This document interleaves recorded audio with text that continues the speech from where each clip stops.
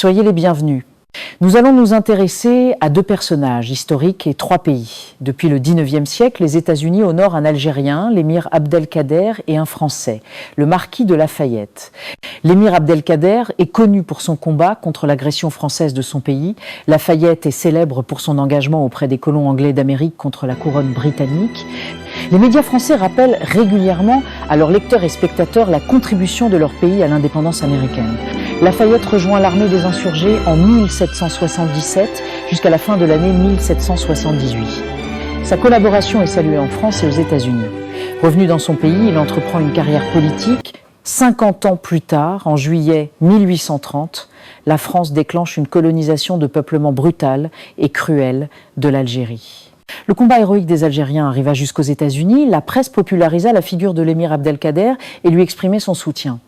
En 1846, des Américains décident d'honorer ce grand intellectuel, fondateur de l'État moderne algérien, précurseur du droit humanitaire et protecteur des chrétiens de Syrie, en fondant une localité dans l'Iowa nommée El Kader, jumelée avec la ville algérienne de Mascara dont il était natif. Ces Américains célèbrent un homme n'entretenant nulle relation avec les États-Unis, un résistant qui bravait la patrie du marquis de Lafayette, le pays qui les a soutenus. Cet honneur est le fait de citoyens désintéressés, alors que pour Lafayette, dont deux localités portent son nom, il est une reconnaissance d'autorité officielle pour service rendu. Dans l'histoire de la chasse au lion, nous n'avons que la version du chasseur. En effet, comment un Amérindien appréhende-t-il cette participation de Lafayette et de la France à la guerre américaine ? À l'opposé des Algériens, les Français ont prêté main forte, en réalité, aux colons britanniques qui désiraient se séparer de leur mère patrie. Des colons qui se sont accaparés les terres des populations autochtones avec leur lot de massacres et de destruction, processus qui s'achèvera avec le génocide des Amérindiens. Dans le discours mis en place dès cette époque, la sécession de la colonie britannique de la Couronne est qualifiée de guerre d'indépendance. Dans cette fable insensée, les colons se sont promus autochtones et la Couronne britannique, puissance étrangère, occupante. Cela sous-entend que la Grande-Bretagne les avait colonisés eux et non les populations amérindiennes. Les colons se sont proclamés les maîtres légitimes de cette terre, ont falsifié le passé et camouflé le génocide. Dans cette fiction saugrenue, les autochtones ont disparu, devenus invisibles. Ainsi, Lafayette et la France ont soutenu les acteurs du génocide des Amérindiens alors que l'émir Abdelkader a combattu ses alliés des États-Unis, coupables aussi des pires exactions perpétrées sur le peuple algérien pendant 132 années de meurtres et de destruction et un génocide inachevé. En effet, la France mena un processus identique que celui des colons d'Amérique en occupant l'Algérie. Les Algériens menacés de disparition se retrouvent dans la même situation que les Amérindiens. Les Américains ont construit une histoire déconcertante, extravagante. Ils identifièrent le combat des Algériens à celui des colons américains.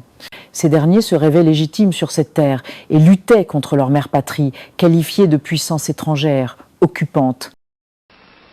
We too fought for our own independence also, and it cost us many years of bloodshed and tears and work and perseverance. But we finally obtained our independence as you have yours, and we have maintained it as you will yours. Dans ce récit, l'émir Abdelkader est comparé au père fondateur, notamment George Washington. Cette sympathie du peuple américain était sincère. Because I recall speaking some years ago in the Senate of the United States on behalf of independence for Algeria. En effet, au déclenchement de la guerre de libération nationale algérienne du novembre 1954, un jeune sénateur du nom de John Fitzgerald Kennedy prend publiquement fait et cause pour cette insurrection, ce qui lui a valu de nombreux reproches car la France est une alliée, membre de l'OTAN dans cette période de guerre froide. Indépendant financièrement, il ignora les pressions des différents lobbies. Élu président des États-Unis, il rejette les arguments français et affirme que l'Algérie n'est pas une province française. Il porta la question de la décolonisation du pays dans l'enceinte de l'ONU. Il dénonça également un accord entre la France et Israël qui s'était proposé d'entraîner les Juifs natifs d'Algérie pour combattre les révolutionnaires. Ces positions ont valu de nombreuses inimitiés à Kennedy. I congratulate them as President of the United States. And I congratulate them on behalf of the American people. It's a particular source of satisfaction to me to express these words of greeting to Algeria. And now that great goal has been achieved. We wish you every success in the future. And I want to assure you of our wholehearted desire to work in cooperation with you and your leaders on behalf of peace and prosperity and the progress of your people and Nigeria. Au lendemain de l'indépendance, le président américain reçoit son nouveau homologue algérien, Ahmed Ben Bella. Ce fils de migrants marocains est promu premier chef de l'État algérien indépendant. Il est reçu avec tous les honneurs et fit la connaissance de l'épouse du président, curieuse de rencontrer la figure emblématique de ce combat qui a tant passionné son époux. Cette bienveillance alla jusqu'à accepter que Ben Bella se rende à Cuba au départ des États-Unis. Dans cette île sous embargo américain, alliée de l'Union soviétique, dans un contexte de guerre froide, l'accueil des Cubains de Fidel Castro et Che Guevara fut à la hauteur de l'événement.